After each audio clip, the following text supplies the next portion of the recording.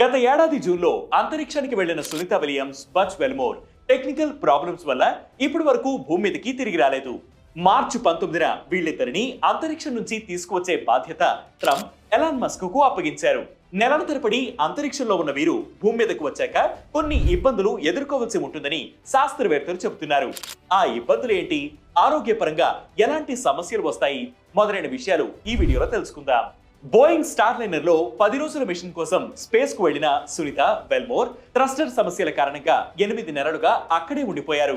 వీరిద్దరూ మైక్రోగ్రావిటీలో జీవనానికి అలవాటు పడటం వల్ల తిరిగి భూమి మీదకి వచ్చాక గురుత్వాకర్షణ శక్తిని అలవర్చుకోవడం కష్టంగా ఉంటుందని నాసా సైంటిస్టులు భావిస్తున్నారు.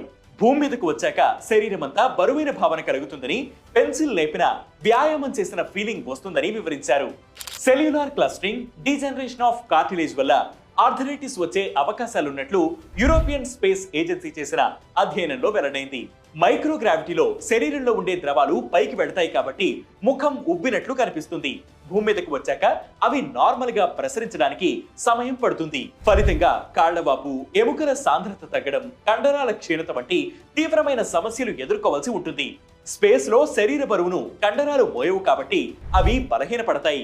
గుండె కూడా చాలా కష్టంగా పనిచేయాల్సి ఉంటుంది. చిన్న పనులకే అలసట, తల తిరగడం వంటి లక్షణాలు కనిపిస్తాయి. నెలల తరబడి స్పేస్ లో ఉన్న వీరిద్దరూ భూమి మీదకు వచ్చాక కోలుకునేందుకు నాసా ప్రత్యేక పునరావాసాన్ని ఏర్పాటు చేసింది. థ్రెడ్మిల్, సైకిల్ పై వ్యాయామాలు చేయడంతో పాటు కార్డియోవాస్కులర్ కండిషనింగ్ కూడా చాలా అవసరం.